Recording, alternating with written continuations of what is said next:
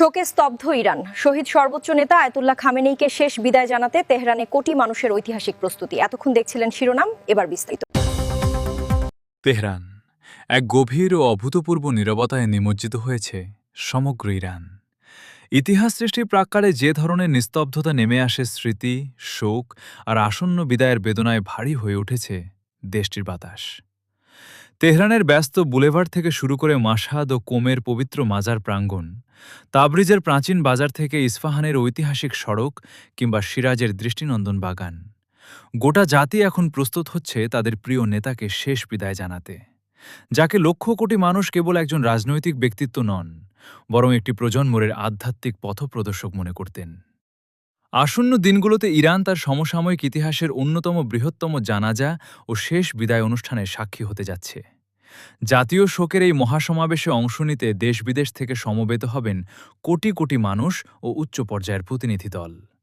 ইতিমধ্যে পুরো দেশের রাস্তাঘাটগুলো রূপ নিয়েছে এক একটি শোকের চত্বরে। সেতু এবং সরকারি ভবনগুলোতে উঠছে কালো পতাকা, শহরের মোড়ে মোড়ে শোভা পাচ্ছে নেতার প্রতিকৃতি।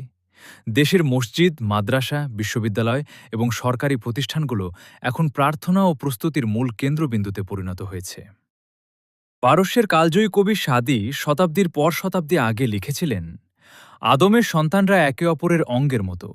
আজ সমগ্র ইরান জুড়ে সেই চিরন্তন বাণী যেন এক মূর্ত রূপ ধারণ করেছে, যেখানে সমাজের প্রতিটি স্তরের মানুষ এক যৌথ শোকের মিছিলে সামিল হতে চলেছে।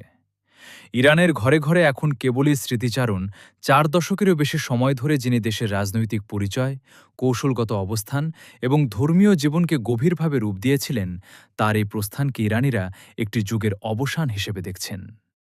লাখো পরিবার ইতিমধ্যে তেহরান ও অন্যান্য আয়োজক শহরের উদ্দেশ্যে যাত্রা শুরু করেছে, যাতে তারা ইতিহাসের এই গুরুত্বপূর্ণ সন্ধিক্ষণের সাক্ষী হতে পারে।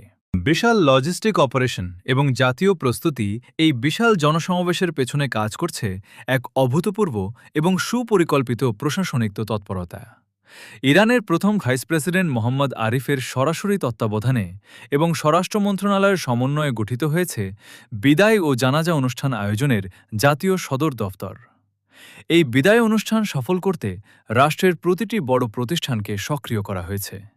এর আওতায় লজিস্টিক্স, নিরাপত্তা, যোগাযোগ ও পরিবহন, চিকিৎসা সেবা, সাংস্কৃতিক বিষয়, আন্তর্জাতিক সমন্বয়, গণমাধ্যম অপারেশন এবং জনকল্যাণ বিষয়ক বিশেষায়িত কমিটিগুলো গত কয়েক সপ্তাহ ধরে নিরলস কাজ করে যাচ্ছে।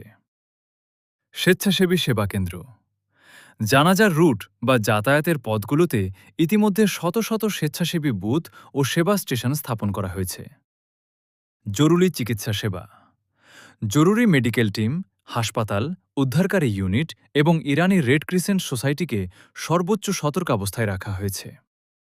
যোগাযোগ ব্যবস্থার সম্প্রসারণ, দেশের দূর দূরান্ত থেকে আসা কোটি মানুষের যাতায়াত সহজ করতে রেলপথ, বিমানপথ, মহাসড়ক এবং নগর গণপরিবহন ব্যবস্থার সক্ষমতা কয়েক গুণ বাড়ানো হয়েছে।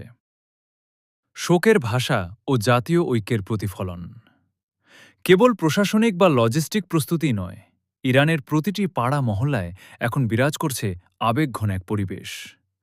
দোকানপাট ও ঘরবাড়িতে শোভা পাচ্ছে কালো কাপড়, মসজিদগুলো থেকে ভেসে আসছে শোকের সুর। আয়াতুল্লাহ সৈয়দ আলী খামেনেইর বিশাল সব ব্যানার ও ছবি এখন শোভা পাচ্ছে শহরের প্রধান প্রধান চত্বরে।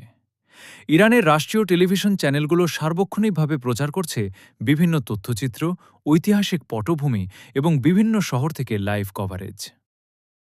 ইংরেজ নাট্যকার উইলিয়াম শেক্সপিয়ারের সেই বিখ্যাত উক্তি স্মরণ করে বলা যায়, শোককে ভাষায় রূপ দাও, যে দুঃখ কথা বলে না তা ভারী হয়ে ওঠা হৃদয়কে ভেতরে ভেতরে ভেঙে চূর্ণ করে দেয়। আজ যেন পুরো ইরান জুড়ে সেই শোকের ভাষা মূর্ত হয়ে উঠেছে কালো পতাকার সমুদ্রে, অশ্রু সজল চোখে আর দীর্ঘ নীরব মিছিলে। বিশ্ব গণমাধ্যমের নজর এবং আন্তর্জাতিক উপস্থিতি ইরানের এই জাতীয় স্মরণসভা সাম্প্রতিক বছরগুলোতে বিশ্ব দরবারে অন্যতম বৃহত্তম আলোচিত আন্তর্জাতিক ঘটনা হতে যাচ্ছে। বিদায় ও জানাজা অনুষ্ঠান আয়োজনের জাতীয় সদর দফতরের সচিব আলী আকবর পুর জামশিদিয়ান জানিয়েছেন, ইতিমধ্যে ৩০০ জনেরও বেশি বিদেশি সাংবাদিক এই অনুষ্ঠান কাভার করার জন্য অ্যাক্রেডিটেশন বা অনুমতিপত্র নিয়েছেন। সব মিলিয়ে দেশি বিদেশি সাংবাদিক, আলোকচিত্রী, তথ্যচিত্র নির্মাতা এবং টেলিভিশন ক্রুসহ প্রায় ১,০০০ গণমাধ্যম কর্মী এই ঐতিহাসিক ঘটনাটি বিশ্ববাসীর কাছে তুলে ধরতে যুক্ত থাকছেন। কর্মকর্তাদের তথ্যমতে ৯০টিরও বেশি দেশের ধর্মীয় প্রতিষ্ঠানের প্রতিনিধি এবং ৩০টিরও বেশি দেশের শীর্ষস্থানীয় রাজনৈতিক ব্যক্তিত্ব ও রাষ্ট্রপ্রধান এই শেষ বিদায় অনুষ্ঠানে যোগ দেওয়ার আনুষ্ঠানিক ঘোষণা দিয়েছেন।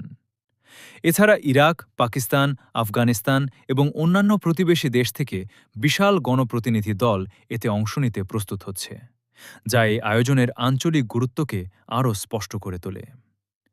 সীমান্ত পেরিয়ে ইরাকেও প্রস্তুতি। এই বিদায়ের প্রস্তুতি শুধু ইরানের সীমান্তেই সীমাবদ্ধ নেই। প্রতিবেশী দেশ ইরাকেও প্রধানমন্ত্রীর সরাসরি তত্ত্বাবধানে একটি জাতীয় সদর দফতর গঠন করা হয়েছে, যা তেহরানের সাথে সমন্বয় করে জানাজার মিছিল, আনুষ্ঠানিক সংবর্ধনা এবং স্মরণসভার আয়োজন করবে। ইরানের পররাষ্ট্রমন্ত্রী আব্বাস আরাগচি বাগদাদে ইরাকের শীর্ষ নেতৃত্বের সাথে বৈঠকের পর এই আসন্ন আয়োজনকে ইতিহাসের পাতায় স্মরণীয় হয়ে থাকার মতো একটি ঘটনা হিসেবে অভিহিত করেছেন, যা দুই প্রতিবেশী দেশের বন্ধনকে আরও দৃঢ় করবে। ৬ দিনের শোকসূচি ঘোষিত আনুষ্ঠানিক সময়সূচি অনুযায়ী এই জানাজা ও শেষ বিদায়ের অনুষ্ঠানটি ৫টি শহরে মোট ৬ দিন ধরে চলবে। তেহরানের ইমাম খোমেনি গ্র্যান্ড মোসাল্লায় জানাজার নামাজের মাধ্যমে মূল পর্ব শুরু হয়ে এটি অন্যান্য প্রদেশে এবং পরবর্তীতে ইরাকের পবিত্র শহরগুলোতে বিস্তৃত হবে। আয়োজকদের পক্ষ থেকে জোর দিয়ে বলা হয়েছে, এই স্মরণসভার উদ্দেশ্য কেবল প্রয়াত সর্বোচ্চ লিডারকে সম্মান জানানোই নয়, বরং জাতীয় সংহতি পুনঃনিশ্চিত করা, ইসলামিক বিশ্বের মধ্যে ঐক্য সুদৃঢ় করা এবং ইসলামিক প্রজাতন্ত্রের নেতৃত্বের ধারাবাহিকতা বিশ্ববাসীর সামনে প্রদর্শন করা। ইতিহাসবিদদের মতে এই সমাবেশটি একবিংশ শতাব্দীর ইরানের অন্যতম সংজ্ঞায়িত এবং ঐতিহাসিক গণসমাবেশ হিসেবে গণ্য হতে পারে। তেহরানের দিগন্তে যখন ভোরের আলো ফুটছে, কর্মীরা ব্যারিকেড সাজাতে ব্যস্ত, স্বেচ্ছাসেবীরা রসদ সরবরাহ করছেন এবং নিরাপত্তা বাহিনী তাদের চূড়ান্ত মহড়া শেষ করছে। কোটি কোটি মানুষ তাদের ঘর ছেড়ে বের হওয়ার প্রস্তুতি নিচ্ছেন। কিছুক্ষণের মধ্যেই চিরচেনা জ্যামের শহর তেহরানের সড়কগুলো রূপ নেবে শোকাতুর মানুষের এক মহাসমুদ্রে।